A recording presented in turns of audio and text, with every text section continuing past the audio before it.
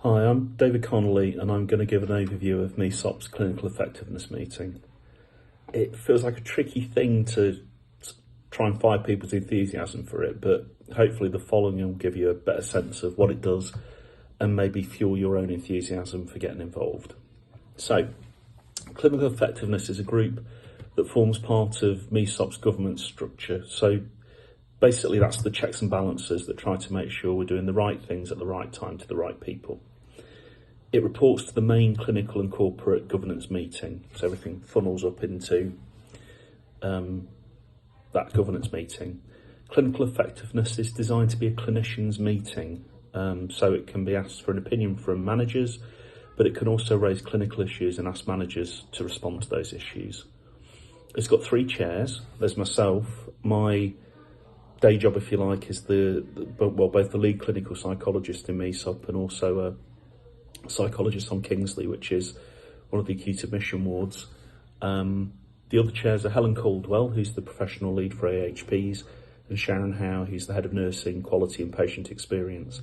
And we rotate those chairs on a 4-monthly basis, but pretty much every meeting's attended by all 3 of us, so that's how we're running it at the moment. The group's membership's drawn from all areas of MHSOP services, and that's regardless of professional banding. And really we want the most representative group of people that we can to give the most, I suppose, inclusive response to the issues that we're dealing with. The main business of the group is we monitor audit research, NICE guidance, and we'll also consider specific issues and their impact on clinical practice. An example of that would be we're currently looking at a clinician's perspective on outcome measures. Now, I feel that's obviously quite important because they're used by frontline clinicians, and so it makes sense to me that frontline clinicians should have a perspective on whether they're meaningful for service users and clinicians. There's a risk that things like audit research and NICE guidance sound like quite dry issues, but the difference is we're looking at those from a practicing clinician's perspective. And that means we get to feedback to managers our perspective on what works and in our opinion, what doesn't. And for me, the clue's in the title. The group's about maximising the clinical effectiveness of what we do for service users. It's only as strong as its membership, but I believe it's a genuine space where a clinician's voice stands a chance of being heard. In terms of the logistics, the group meets on the first Wednesday of the month between 9:30 and 11. Pre-pandemic, we met in person, obviously, and it rotated between sites, and that was typically Highbury Hospital and the meeting room at GMS. But at the moment, it happens exclusively via MS Teams.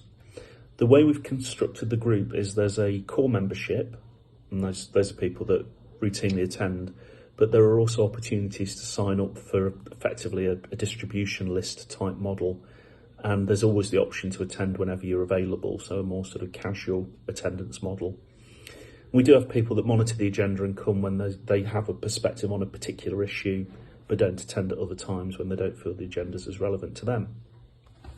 The idea of that core membership is that we need to ensure that we can always offer an opinion regarding the agenda items in any specific meeting.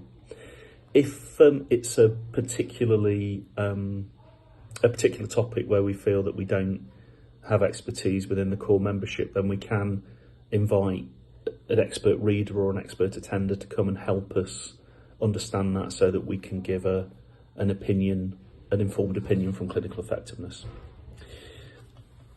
So from that relatively brief overview, if that feels like something that appeals to you or you'd want to get more involved with, then the quickest way to do that is to email any of the chairs. So that's myself, David Connelly, Helen Caldwell or Sharon Howe. We'd be more than happy to help and delighted to have you in the group in any way, shape or form. Thank you for listening. I hope it's made sense what I've said, and please feel free to email me any questions or follow-up you might have.